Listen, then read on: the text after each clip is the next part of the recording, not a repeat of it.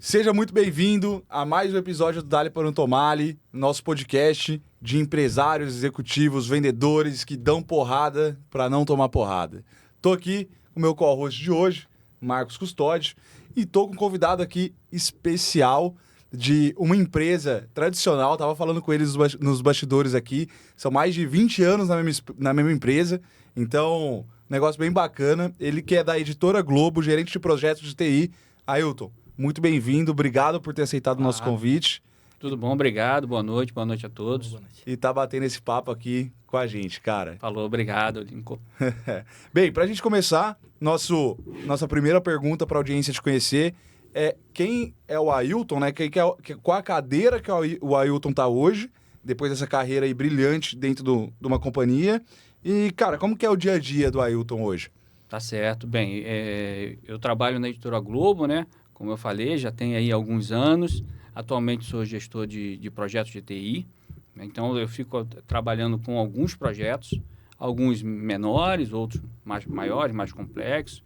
Né? No dia a dia, interajo com as áreas de negócios, interajo com as pessoas de TI, né? Que é um papel importante do gerente de projetos. Né? Além dele planejar o projeto, ele precisa liderar as equipes, que são equipes multifuncionais, colaborar para que o trabalho das pessoas consiga fluir, né? Se comunicar com as pessoas e negociar, porque você está sempre ali tentando encontrar um meio termo, algo que seja bom para todo mundo, porque no final todo mundo quer a mesma coisa, todo mundo quer alcançar o objetivo, quer o projeto sendo entregue com sucesso, queremos atingir as nossas datas, queremos entregar um bom produto.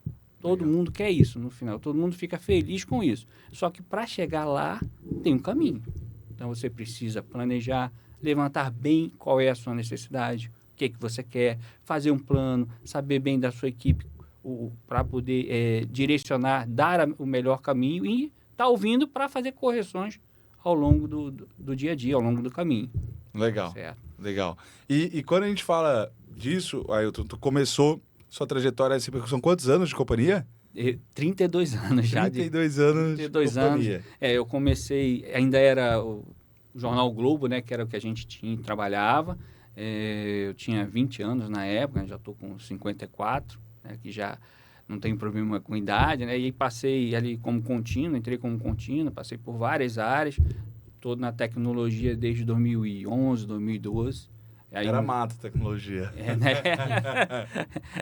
E já trabalhei ali na época com o sistema SAP, então eu era especialista para as áreas de logística e suprimentos. Então, Legal. ali tinha uns desafios importantes para fazer todo o processo de compras, processo de gestão de estoque, né? Então, foi uma área também, a área de logística também é uma área muito importante para definir estratégias de entrega domiciliar, porque nós temos lá na nossa companhia venda de assinaturas. Então, você tem que ter uma entrega domiciliar, um plano de rotas, entregas. Uma recorrência. Uma inteligência disso. Disso, para poder fazer isso otimizado. Né? E nosso produto, pensa que é um produto muito quente. Sim. Hoje tem jogo, começa às 9h30 da noite, vai acabar por volta de meia-noite. Tem jornal que vai ser entregue às 6h30 da manhã, com aquela notícia desse jogo que vai acabar daqui a pouco. Cara, que hora que isso é produzido? De madrugada? É de madrugada. O processo todo a finalização da produção acontece ali, na madrugada, logo depois que o jogo acaba, aí você já sai com todas as suas rotas. Evidentemente, temos os locais mais distantes que saem com uma edição sem aquele resultado, né? Mas os locais, né, mais próximos, dentro do próprio Rio, até talvez algumas outras capitais, não sei como está hoje em dia, mas tem o jornal quente. Então, 6h30 da manhã está chegando na casa do assinante com uma notícia quentinha. E aí, para isso, tem que estar tudo ajeitado. É a redação que produz a notícia, é o parque gráfico que imprime o jornal, é a parte de logística que faz toda a expedição e distribuição e entrega. Então, tudo isso, né, a parte, né, que eu trabalhei é a parte final. A tecnologia, né, pensando para ligar essa reta final. Planejar as entregas, o planejamento. Então, ali tinha uma fase importante, né, um outro projeto importante que eu fiz, né, ao longo do tempo para cá foi a parte de armazenagem, também foi bem interessante. Nós trabalhamos, né, eu falei, né, que comecei lá atrás, era só o Globo, e aí depois de lá vieram tendo vários outros produtos. A gente hoje tem o Jornal Globo, que é impresso e online, tem o Extra, que é impresso e é online, que são para públicos diferentes. Sim. Temos o Valor Econômico, que é uma outra empresa. Temos as revistas, Época Negócios, Glamour. A própria temos Vogue. Vogue, temos a parte de rádio, CBN, BHFM, Rádio Globo. Então, temos rádios também. Aí tem agora o Valor Pro, que é outro produto que nós temos. Então, tem hoje um portfólio de produtos que a empresa ela foi crescendo. Em média, tu sabe quanto tem hoje, assim, na carteira? Ai, não dá nem pra... Tem vários. tem vários, cara. Não, Eu acho tem que vários. Mensurável tá, mas que são vários. Tem uns são 20 vários. produtos que, assim, são... Eu falei, a Globo Livros, é outra empresa do grupo que também está lá conosco, né? Então, nós fazemos parte do Grupo Globo, mas com a parte de jornal impresso, né? Mídia impressa e as rádio e livros. Que legal, então, em 2016, a gente teve uma iniciativa importante nessa estratégia. Na época, era só Infoglobo. Aí, né, nós tínhamos o jornal. E surgiu a necessidade, a estratégia de unificar a Editora Globo, que era só revistas, o Valor Econômico, que era o jornal Valor Econômico, e a Infoglobo, que tinha o Globo Extra e outros produtos. Então, a gente fez uma unificação. E qual era o desafio? Você juntar 3 empresas diferentes, eram empresas diferentes. Culturas diferentes também. Culturas diferentes, algumas das sedes em cidades diferentes, né? A Infoglobo era do Rio, o Valor e a editora era de São Paulo, sistemas diferentes, né? Então, era assim, tinha muita diferença. Então, como fazer isso? Olhando para a TI, que é um mundo que eu trabalho. Primeiro, a gente fez um ESIS. Como é que tá? Qual é o tamanho do buraco, vamos dizer tamanho do assim. buraco, isso aí. O raio-x, né, das empresas tecnologicamente. Então, fizemos um ESIS, fizemos um levantamento de requisitos, aí contratamos uma empresa para nos suportar a desenhar o projeto, a planejar o projeto de unificação. Depois fizemos uma RFP para poder selecionar, né, a melhor empresa para poder tocar o projeto, que acabou não sendo um projeto, foi um programa.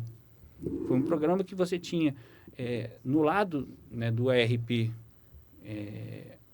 para Infoglobo, eu fui o gestor do projeto pela Infoglobo, tinha um pelo Valor Econômico, tinha outro gerente pela Editora Globo, e ainda tinham outros projetos menores de outros sistemas que estavam dentro da arquitetura, que precisariam ser alterados.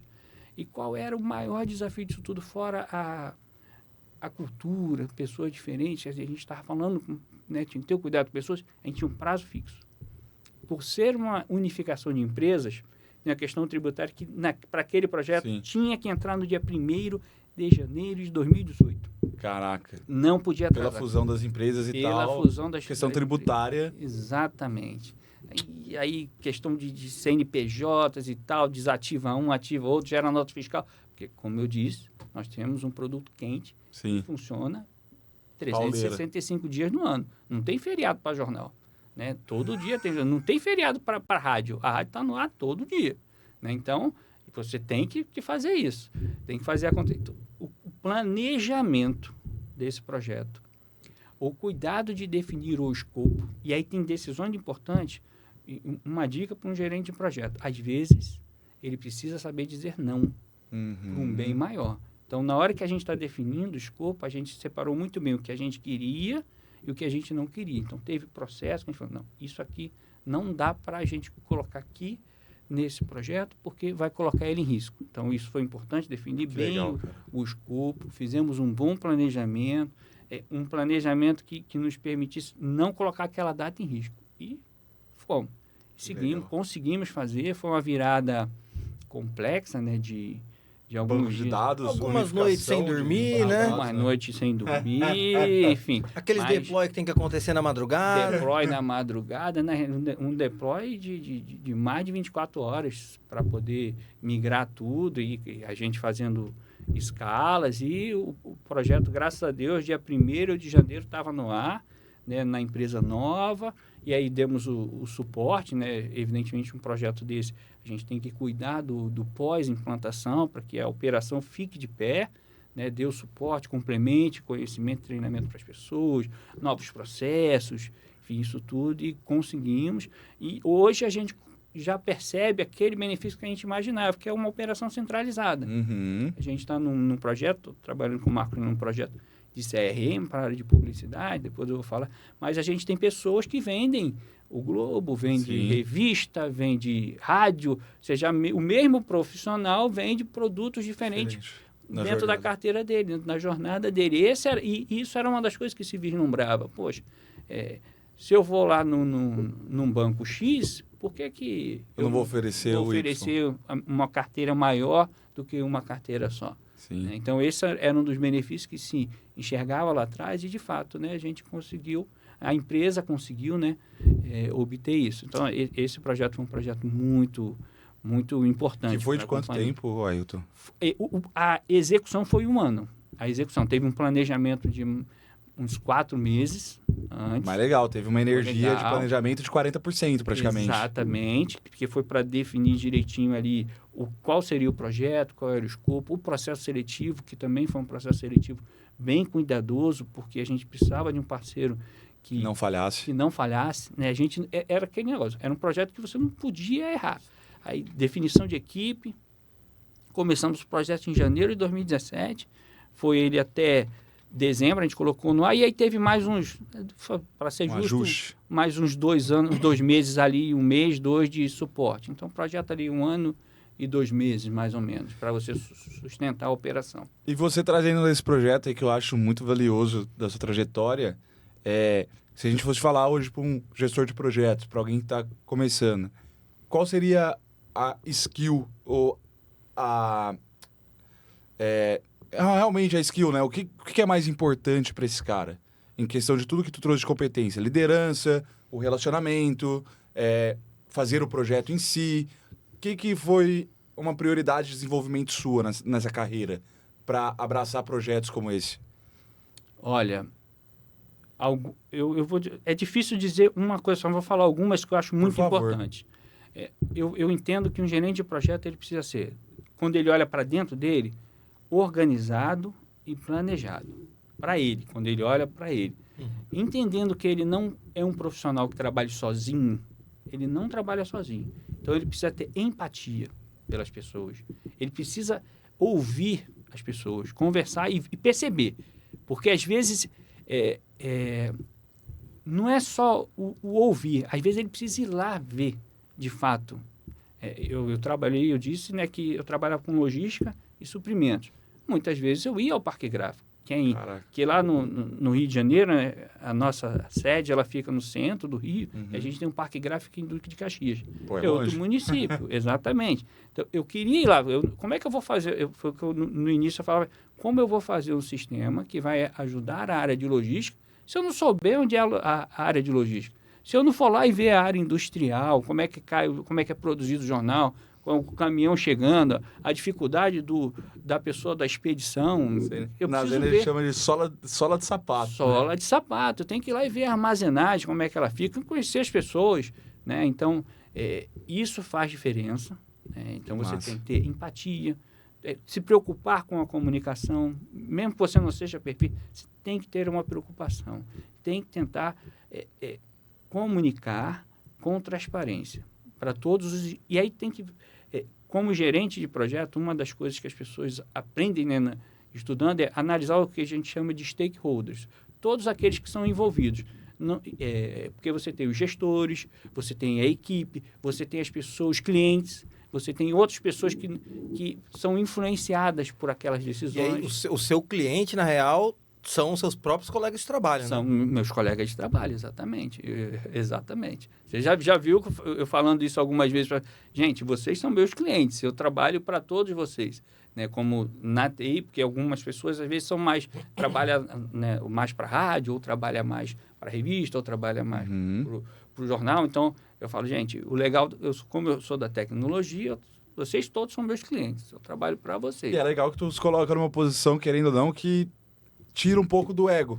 Sim. Porque tu fala, cara, eu tô aqui pra servir vocês e aí, consequentemente, acredito que tu ganha abertura com isso. Sim. Olha, eu... Porque é difícil no mercado executivo essa questão do ego, assim, né? Ah, sim, é verdade. Isso é importante mesmo, para você construir esse laço de empatia. E é verdade, é real. Eu trato com respeito todas as pessoas que estão ali ao meu redor, todo mundo que eu tenho contato, né? Isso é importante. Então, o gerente de projeto, outra coisa que um gerente de projeto precisa ter é o cuidado com a negociação. Porque conflitos acontecerão. Mas o combinado não isso sai é caro. fato. Isso, o combinado não sai caro. É você tentar encontrar sempre um meio termo, uma situação, dar peso ao problema certo, né? E tentar ajudar as pessoas a resolver os seus problemas, né? A conseguir conduzir o seu trabalho.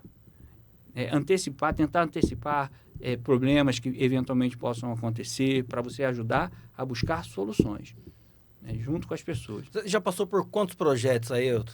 Eita, difícil. Não tem nem mais como contar, né? É difícil porque eu fiz uma transição de carreira, né? Se eu for falar assim, no papel de gestor de projetos, eu estou há mais ou menos 3 anos. Legal. Antes eu era especialista SAP, mas antes até eu era parceiro do Anderson Góes, que é o nosso amigo lá no projeto. Eu era da área de operações comerciais e ali que eu comecei a fazer alguns projetos. Então eu trabalhei em projetos SAP como ponto focal, aí depois eu fiquei na equipe que dava suporte, e aí dentro da área comercial eles tinham alguns projetos e eu comecei a trabalhar apoiando os projetos, né? Assim, eu liderava uma frente. Legal. Aí depois, como especialista SAP também, comecei um projeto SAP, aí eu liderava uma determinada frente. Mas, de certo modo, com o projeto em si, tudo isso foi projeto. Sim. Essa gestão de tempo, de prazo, de Exatamente. planejamento. Tinha que acontecer. Era talvez num universo um pouco menor. Sim. Tinha algumas vezes uma pessoa mais sênior junto, mas eu estava ali dentro do meu universo tendo que fazer cumprir essas ações para que aquela frente conseguisse chegar nos objetivos que o projeto maior tinha. E aí foi. Nossa. E eu vi, não, é isso aqui que eu quero para mim. Então, quando migrei para a TI, né, e como especialista, né, da parte SAP de logística e suprimentos, a gente já fez ali alguns projetos, né, e de lá para cá eu venho tocando projetos aí para todas as áreas, né. Hoje em dia, né, eu estou fazendo projeto com a própria tecnologia, ajudando na migração. A gente está mudando de prédio em São Paulo, então tem toda mundo. Isso eu quero colocar daqui a pouco. Então, uma pergunta para essa daí, ó, para uma dessa. Tá? Se quiser dar. Eu já até... Manda. Assim, ó, para quem não está habitualmente com tecnologia, né? A gente escuta falar bastante de nuvem. Sim. Nuvem hoje é uma realidade. É porque eu só conheci nuvem. É algo assim, tipo, muito comum, né? Só que antes, Rapaz, e aí a gente nossa. fala o antes, assim, não é há 20... tipo, 10, 8 aninhos atrás, 10 anos atrás, nossa. tudo era local, Era. o on-premise, né? Então, Era. você tinha que ter o seu data center dentro de Isso. casa, tinha que comprar seus servidores, tinha que instalar o seu software, licenciamento, uma outra complexidade. E aí veio a nuvem. E a nuvem, querendo ou não, desligou esses servidores, né? A gente está, por exemplo, isso que você falou, cara, é fundamental, porque isso era uma dificuldade para um projeto antigamente. Você tinha que fazer um investimento grande, Para muitas desenvolver vezes, algo. para você desenvolver algo, porque não era só você comprar ou desenvolver um sistema, você tinha às vezes que contratar uma infraestrutura, servidor, cabeamento, uma série de coisas Conectividade. para você fazer aquilo. E o pior, então você imagina isso, isso era um problema, problema 1. Outro problema, o dimensionamento. Vamos pensar assim, uma situação de pico e de vale. Bom, vamos falar uma Black Friday. Uma Black Friday. Imagina pico. isso no on-premise. Como é que você vai fazer? Você vai gastar uma fortuna para ficar, sei lá, O ano todo um ocioso. ano todo ocioso e muito ocioso, que isso é muito caro, e para, de repente, uma semana, um dia, você ter um pico. Bum. Em compensação, não, vou economizar, sou tio Patinho, vou economizar, não vou fazer nada. Pô, naquele dia, meu amigo, tu vai ter uma perda gigante de dinheiro e uma insatisfação gigante dos seus clientes. Hoje em dia, com a cloud, não. Você consegue fazer esse equilíbrio, o próprio sistema já te ajusta a sua necessidade, né? Então, cara, isso é fantástico. E para você, como está sendo essa transição nesse projeto em especial do on-prem para nuvem? É traumático? Está mais simples atualmente? Porque eu comecei a trabalhar com tecnologia, era tudo on-premise, não existia nuvem. Sim. E eu participei de alguns projetos dessa transição de local para nuvem. Um deles foi na Anatel, no lançamento do 4G. E, cara, naquela época, era uma coisa que ninguém conhecia. Era tudo novo para os especialistas. Eu era um juninho naquela época. Tava acompanhando, assim, tava aprendendo. Só que eu vi os caras que eram os meus sêniors ali, e eles sabiam o mesmo tanto que eu. Porque era um conhecimento novo. Sim. Hoje em dia, eu sei que a nuvem já está muito mais popular. Muito mais popular. Mas continua sendo traumático uma migração como essa ou não? Olha, eu não digo traumático, mas é complexo e tem que ser cuidadoso. Então, nós estamos fazendo um processo lá desse. Então, eu gerencio, ajudando o time de infraestrutura. Então, como é que a gente fez? A gente fatiou o projeto. Ao invés de tentar, vamos fazer tudo? Não. Vamos lá, Ctrl-C, Ctrl-V para a nuvem aqui, não vai dar certo. Não. Vamos olhar o seguinte, o que é aquele mais fácil? Primeiro o seguinte, o que pode ser, o que não está mais sendo utilizado? O que não é risco? Tem que migrar mais nada, tem que não é risco? acabar. Então, foi esse. Aí, o que tem que continuar vivo, mas que tem risco baixo? O que tem risco alto? Aí, cara, a gente está, por exemplo, tem um carinha lá que é mais complexo. A gente está simulando. A gente foi para a segunda simulação ontem. A gente foi olhar lá qual o melhor dia, o dia de menor impacto, o horário de menor impacto. Aí faz um grupo. A gente ficou ontem de 10 da noite até meia-noite. Foi lá, simulou. Putz, ainda deu um probleminha aqui, deu um probleminha ali. Volta. Vamos para a prancheta de novo, corrige. Aí vamos fazer uma terceira simulação semana que vem. Hoje a turma ia conversar para poder ver onde é que deu os erros, né? Para poder direcionar o que ia acertar, e semana que vem a gente faz outra simulação, porque é sensível. É um negócio que não pode falhar, aquele ali que não pode falhar.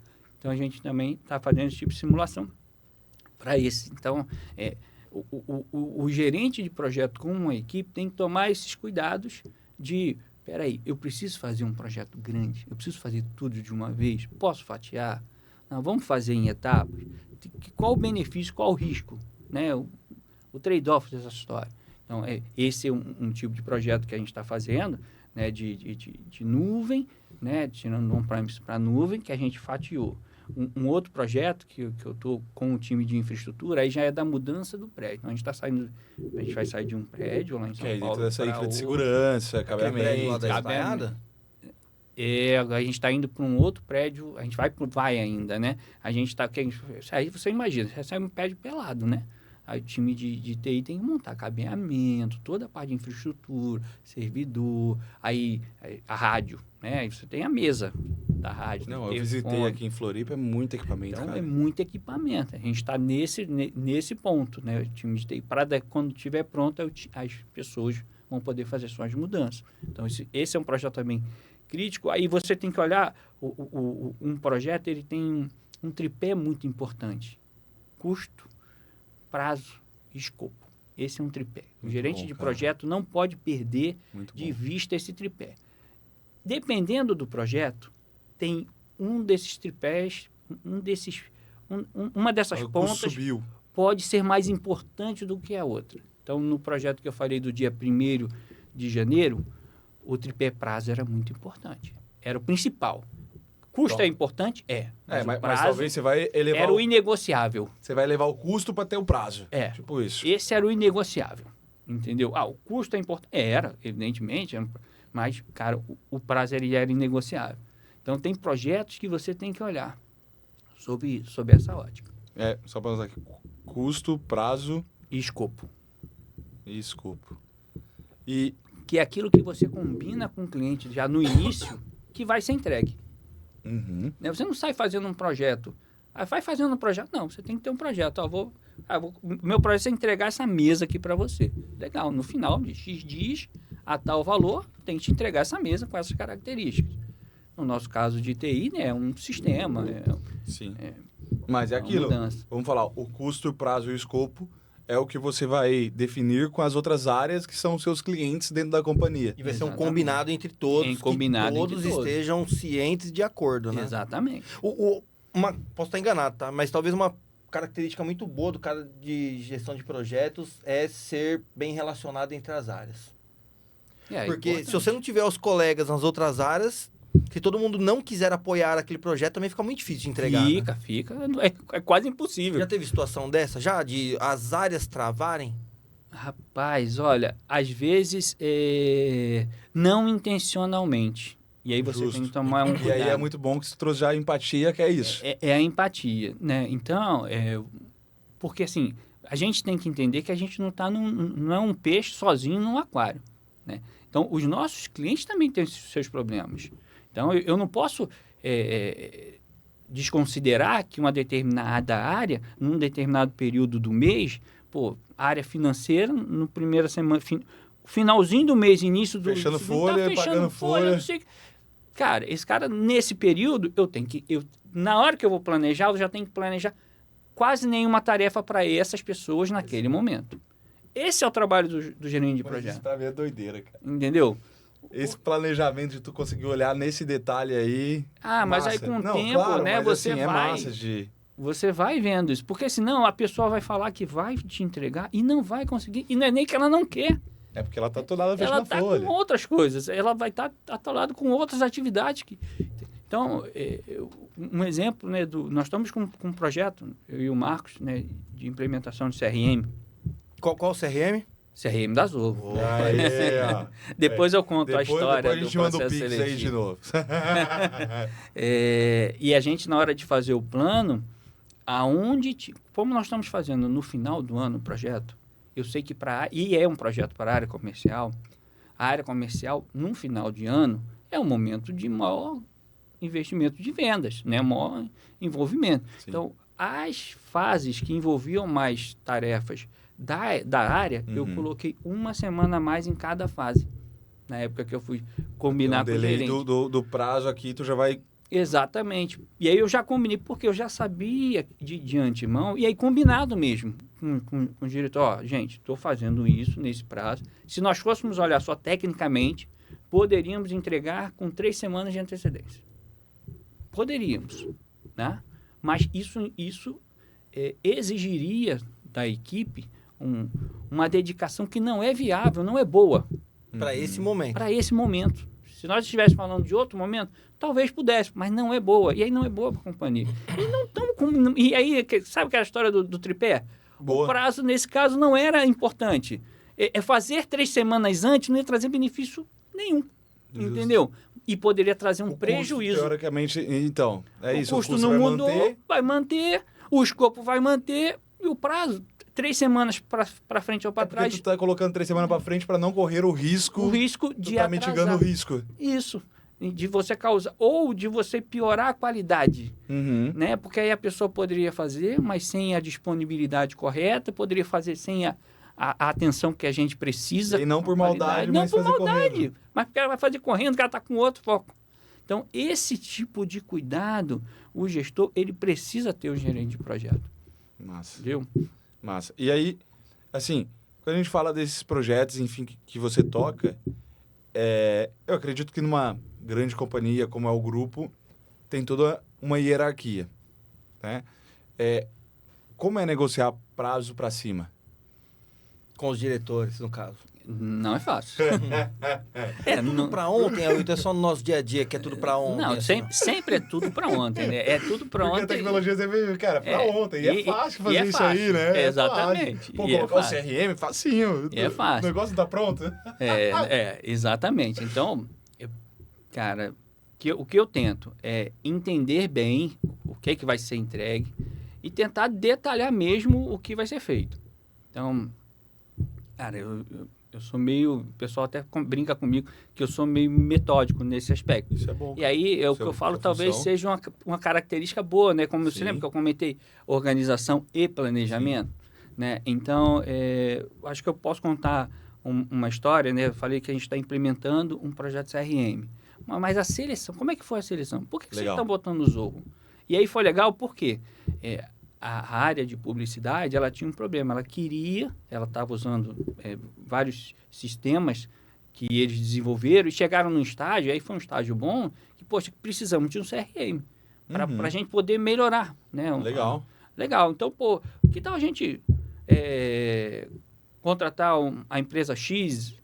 Aí chegaram lá na TI, aí fora que pediram minha ajuda, falei, legal. Cara, mas eu expliquei, eu não faço assim. Eu não vou lá e contrato uma solução. Só porque ela é popular no mercado. Só porque ela é popular no mercado, né? Deixa eu primeiro. Eu começo sempre do problema. O que é isso? Por que você precisa de sistema? Levantar a necessidade daquele cliente. Não o que ele deseja em si, mas o que ele precisa. Então, vamos fazer um levantamento de necessidade, levantamento de requisitos de negócio. Essa foi a primeira etapa. Legal. Aí, segundo, fui fazer um estudo de potenciais fornecedores que poderiam atender aqueles requisitos. Legal. Aí, já cortei alguns. Eram os parceiros que não atendiam. E aí, isso ainda muito no escritório da TI, né? Tá ali muito ainda Na comigo. frente do seu computador, vamos falar assim. Isso. E aí, tá. Aí, eu falo, um projeto desse não é uma decisão de tecnologia. É uma decisão que envolve a área de negócio. Então, eu preciso de participação das pessoas da área de negócio. Então, foi quando eu conversei com gestores, a gente trouxe pessoas para participar. A primeira coisa Do que a gente comitê, fez... vamos falar assim, montaram tipo um comitê. Um comitê para seleção do software. Então, pessoas com conhecimento... Que né, iam também que iam operar etc. no futuro, a gente participando do processo seletivo. Primeira etapa foi essa análise de requisitos. Segunda etapa, uma demonstração. Então, a gente chamou alguns parceiros que já passaram no primeiro filtro. Eu passei uma lista com os principais requisitos, eram, sei lá, 10 a 15. Olha só, você tem 2 horas, cada um teve 2 horas, você vai demonstrar que o seu sistema tem condição de atender a esses requisitos. Você pode até mostrar mais, mas esses são os mínimos, o mínimo. E as pessoas vão poder conversar e perguntar. Tal. Então, as pessoas viram o parceiro demonstrando a ferramenta, não um PowerPoint, não um Word, e sim o sistema dele funcionando. Como é que você faz uma carteira de cliente? Como é que você troca um executivo? Como é que você faz um pipeline de venda? Me mostra, enfim, como é que você faz determinada coisa. E assim foi feito. As pessoas, eu fiz um formulário onde as pessoas deram nota para cada um dos parceiros individualmente.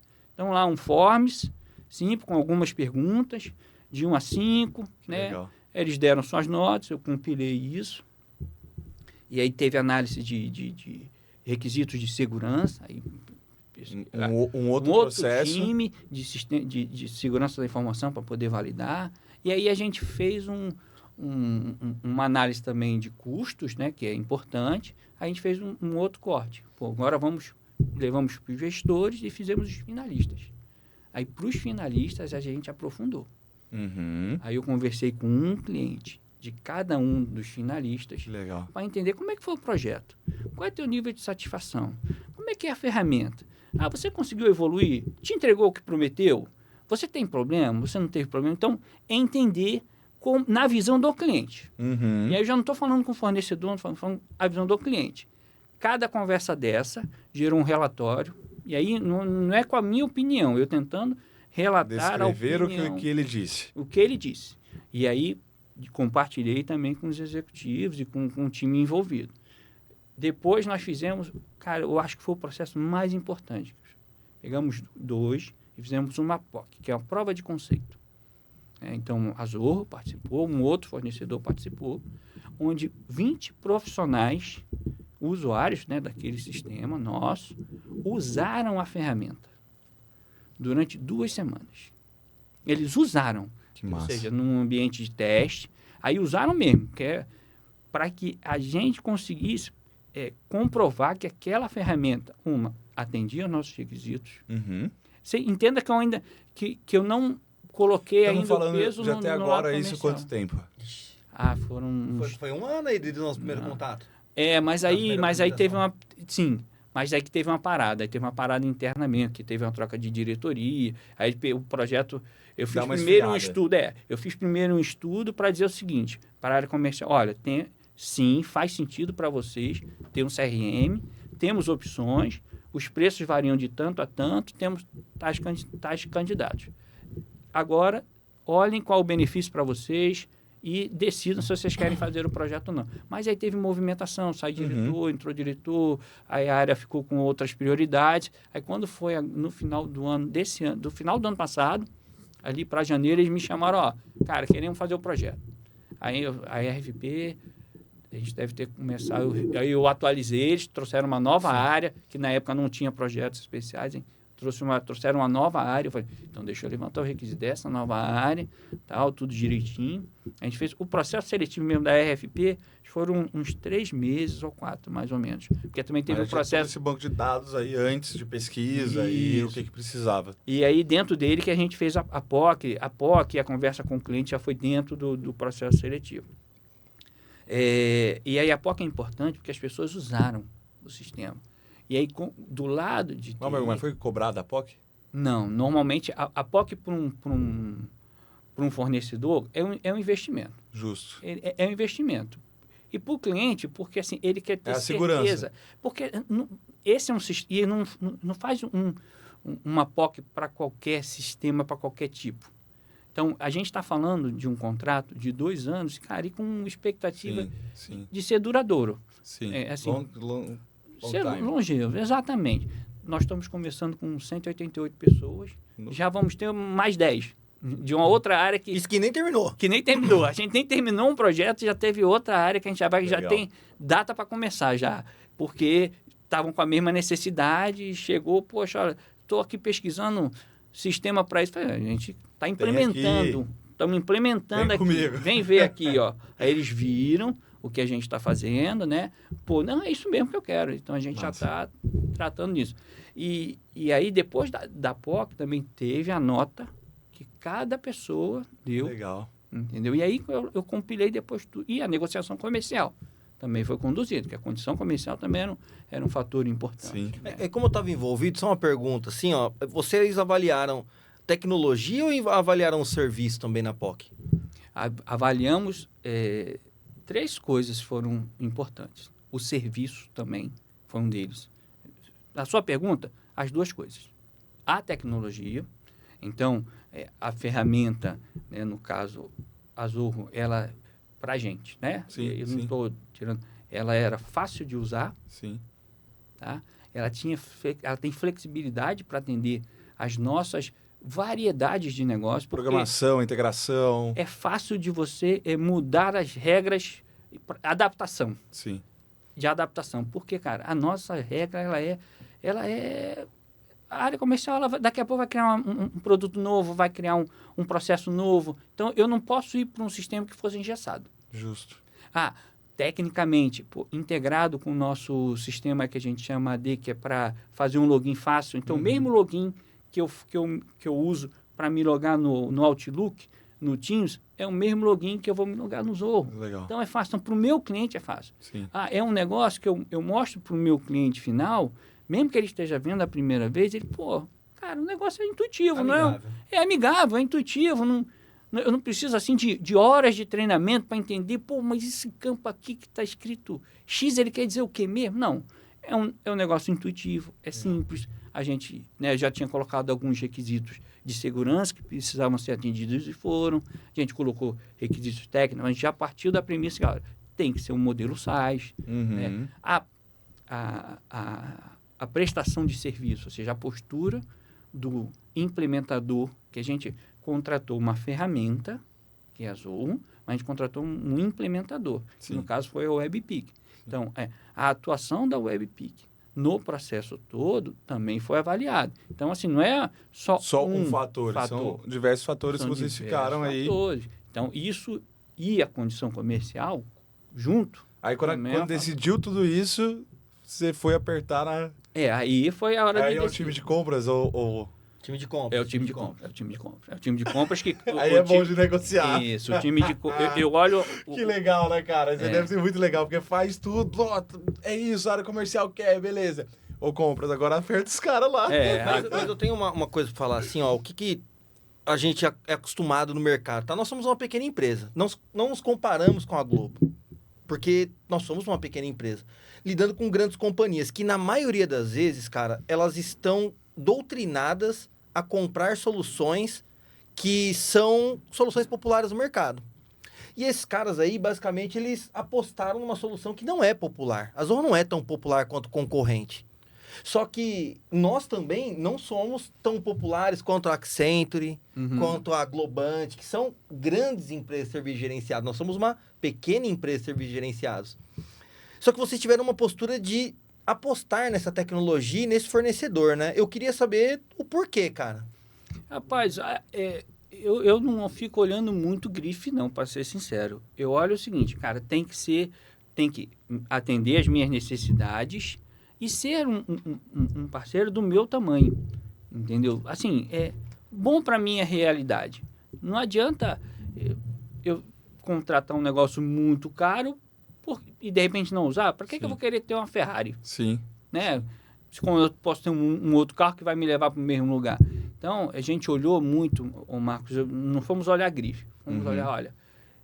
Eu acho que por conta de todos os processos que vocês fizeram, que eu achei genial, de tipo...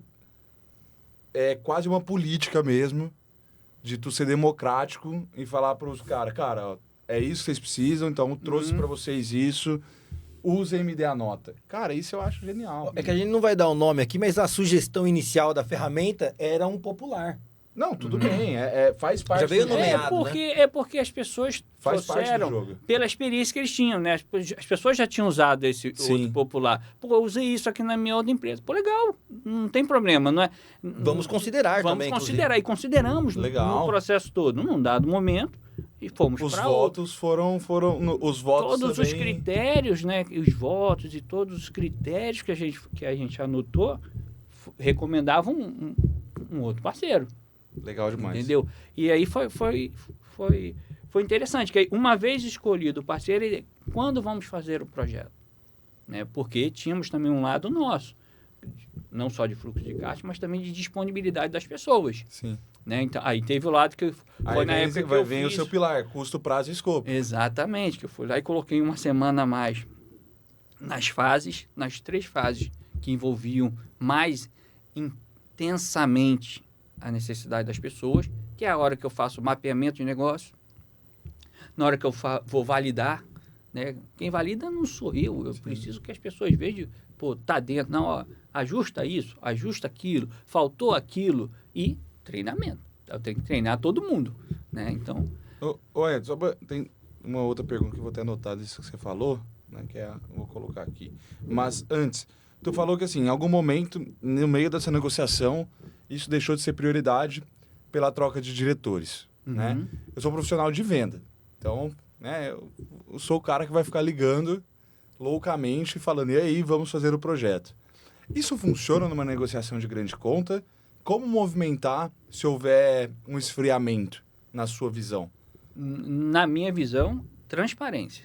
Então, a gente disse para os parceiros, gente, o projeto neste momento foi congelado, não vamos seguir em frente, não vamos fazer RFP agora. Alinhamento de expectativa dos próximos passos. Os caras nunca colocaram pra gente, falou assim, ó, vai acontecer... Foram transparentes. Pô, você falou assim, não vai agora. Não vai acontecer agora. Se você quiser, volte a me procurar daqui a X tempo. Se eu tiver novidades, antes eu te procuro. Então, ser transparente, ser honesto, não só internamente, mas também... tem uma frase que meu pai me ensinou desde pequeno. Trate as pessoas como você gostaria de ser tratado. Sim. Então, eu faço isso sempre. Isso é comigo, com todo mundo. Todo mundo que eu interajo. E é como eu falo com meu filho, ó. Edu, é assim. Massa, cara. Não tem negociação. E, show, alinhamento de expectativa. E aí a outra que eu já tinha aqui é que tu acabou de trazer. Cara, não sou eu que vou usar. Então eu vou desenvolver, vou ajudar, vou apoiar e vou dar para outras pessoas. Como gerenciar a questão de vai e volta? Um exemplo, tá? Eu vou dar um projeto bobo, um site. Aí o cara, não, altera o rodapé. Não gostei da cor. Não gostei da cor. Como que você faz o alinhamento de expectativa para, cara, isso não tem que ficar indo e voltando? Isso é uma questão importante. Primeiro, você precisa ter uma definição de escopo, claro, E aí, quando você define o escopo, e eu faço isso também lá num pré-projeto, que eu faço... Vocês ouviram uma palavra que eu falei assim, uma frase? Levantamento de requisitos. Sim. Ali eu já pergunto para as pessoas o que é imprescindível e o que é desejável. Legal, Sempre tem isso. Legal. Cara, isso aqui eu não abro mão. Sem isso aqui não me... Mas, cara, isso aqui é desejável. Se tiver, seria bom. Então, você saber isso é importante. Então, quando você está já numa validação, você precisa ter essa percepção.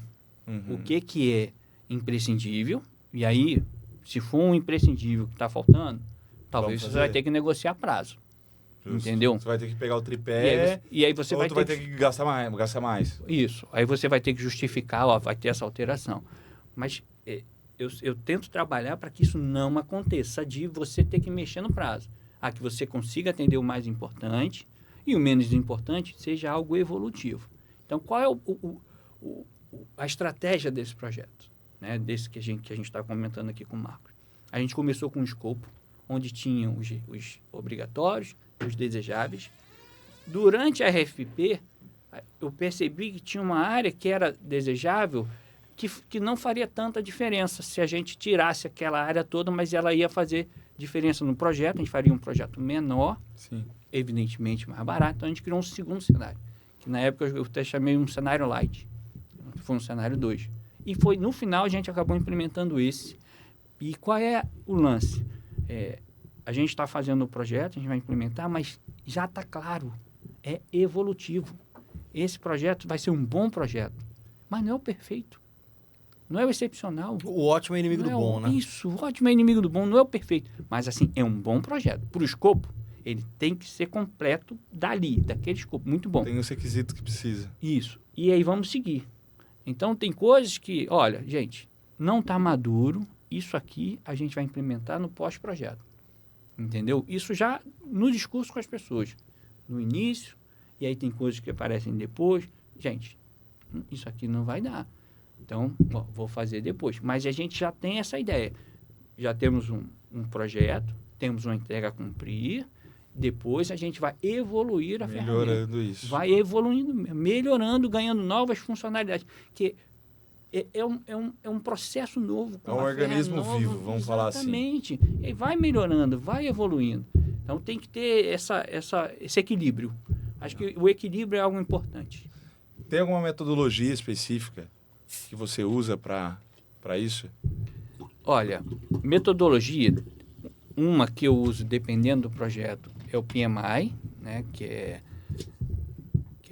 Project Manager Institute, né? Isso, exatamente, É o muito principal, famosa. Eu acho que esse é o principal. Ele é o que permite esse tipo de projeto, onde você faz de uma vez só, né, que a gente chama... esse que eu estou implementando, eu planejei de uma vez só, vai ser uma única entrada. Uhum. Tem outros, né, de metodologias ágeis que, dependendo do projeto, você pode utilizar. Então, mas aí depende muito da característica. Esse vai ser o mais completo, vamos falar, para esses mais complexos. Para mais complexos. Então, tem outros que você pode usar uma metodologia ágil quando você pode fazer pequenas... Mas aí você vai fazendo incremental. Vamos falar assim, desse mesmo nosso que a gente está comentando, ele teve esse grandão, mas agora as melhorias talvez sejam uma metodologia ágil. A melhoria já é na metodologia ágil. Exatamente. Esse outro que a gente está fazendo, poderia ser na metodologia ágil? Poderia, se a característica fosse outra. Porque uma coisa depende da outra ali, né? Uma coisa depende da outra. Eu poderia fazer, por exemplo, os cadastros. Faço, os cadastros, ou o cadastro 1, cadastro 2 em uma semana, em 2 semanas. Mas qual as duas características que me fizeram não escolher esse método? Apesar dele ser talvez o preferido de muita gente. É o mais popular, vamos dizer assim. Mais popular. É o Kanban, É o Kanban, é o Scrum. Então, são isso. esses dois. Por duas questões. Cara, para o executivo, no final, os diretores, eles querem saber a data que eu vou entregar. Cara, que dia que eu vou ter o meu produto pronto? Eu não quero saber o cadastro lá do usuário, o cadastro do produto. Não, eu quero pronto. Quando é que meu vendedor vai poder fazer o pipeline de venda, vai poder fazer o projeto especial, isso. Quando é que eu vou ter o meu produto pronto? Essa é uma. Outra, quando você faz um Kanban, você precisa ter alta disponibilidade da área usuária também. Para andar com esse Kanban. Exatamente. O que eu falei lá atrás, Uhum. período de final do ano, eu não posso contar com isso. Então, foram duas variáveis. Não, para este projeto, a melhor metodologia que se aplica de fato é o PMI. Eu fazer um cronograma em etapas, Uhum. e aí eu tenho ele é etapa, né, mapeamento, configuração, validação e treinamento, mas fatiado por semanas. Então, a gente tem metas semanais para a gente poder ir seguindo. E o fornecedor tá atendendo as metas, hein? Tá atendendo as metas. Que bom. Senão eu ia ficar chateado agora. Falar, pô, A no área de ao compra vivo, falou assim, que ó. podia ser mais barato. Aí a área... Aí não tem o que fazer. Aí não tem o que fazer. A área de compra, cara. A área de compra, a meta deles deve ser... E isso tem, cara, metas, assim, bonificações. Tem como fazer isso na área de projetos, de TI? Tem. Nós lá não fazemos porque não somos uma empresa de TI, mas tem. Evidentemente, empresas de tecnologia mesmo, né, que vivem disso, provavelmente trabalham com metas. Mas você poderia ter metas e bonificações, porque o gerente do projeto, né, ele pode ser um facilitador de venda, né, ajudar uma pré-venda a planejar bem aquela entrega, isso é importante, né, na hora de fazer o orçamento, Sim. na hora de implementar. No nosso caso, não. Que a gente... Cultural. Culturalmente, eu acabo trabalhando, ajudando mesmo a fazer as entregas. Né? Trabalho tanto para tecnologia como para as outras áreas, ajudando a fazer as entregas. Então, Nossa. o objetivo é fazer a entrega dos projetos. É isso, cara. Isso. É por isso que tem 30 e poucos anos aí entregando os projetos. E, cara, pra gente encerrar, que já tá indo pros finalmente... Passa rápido mesmo, Você hein? viu? Rapaz, vocês falaram... Eu falei, por 1 hora, é tempo pra caramba. Não, voou. Já acabando. Mas eu queria, antes de partir pro encerramento, aí Não ia partir, não, eu ia ouvir, perguntar outra. cara, assim, ó, Vai. qual foi o projeto mais complexo? Você fala assim, rapaz, esse Eu aqui suei. foi marcante na minha carreira. Caramba. Como se os outros são fáceis, né? Mas assim, sabe aquele que se destaca, assim, que você fala, olha, esse daqui eu achei que não ia dar certo. Porque eu achei que não ia dar certo. E deu. Olha, esse projeto de unificação das empresas talvez tenha sido o mais Mais complexo, cabeludo. mais cabeludo, porque ele tinha várias frentes, tínhamos uma data fixa, era um time grande, né? A gente contou com uma Big Six, né, gerenciando ali o programa junto conosco, então foi muito importante. Acho que foi uma que eu me desenvolvi bem, né? Aprendeu. Aprendi muita coisa mesmo para dizer, cara, é isso que eu quero, né? Legal. Eu, na época, até que me voluntariei, cara, eu gostaria de ser o gerente do projeto da Infoglobo, da frente da Infoglobo, desse projeto. Porque foi algo O muito pessoal no interessante. almoço pra ele. Tu é maluco? Pô, tu é doido? Não, vamos contratar um cara. Não, eu gostaria para poder exatamente me desenvolver uma coisa, um terceiro, né, ele atua, mas ele não conhece as pessoas. Uhum. Né? Não conhece. Então, é diferente. Ah, legal. Então, você tem um gerente do programa, que aí pode ser um terceiro, que ele está falando com os gerentes dos respectivos projetos. E durante ali, teve também além de cuidar, né, dessa parte, eu tinha que manter a parte de especialista de logística e suprimentos. Então, tinha essa parte que eu tinha ali que que às vezes cuidar. dava. A gente fez um projeto da Globo Livros, que a gente pegou os livros que ficavam armazenados num operador logístico em São Paulo. Tínhamos uma parte ociosa no nosso depósito, a gente aproveitou, trouxe o armazenamento para lá, mas refizemos o processo, ajudamos a área de armazenagem a replanejar, a reendereçar, a mudar o processo. Então, a gente hoje tem um armazenamento que tem como se fossem 3 depósitos dentro de um só. O depósito tem pallet, outra parte que é caixa, outra parte que é unitário. Então, quando chega o pedido, cara, o pedido tem que ser atendido em minutos.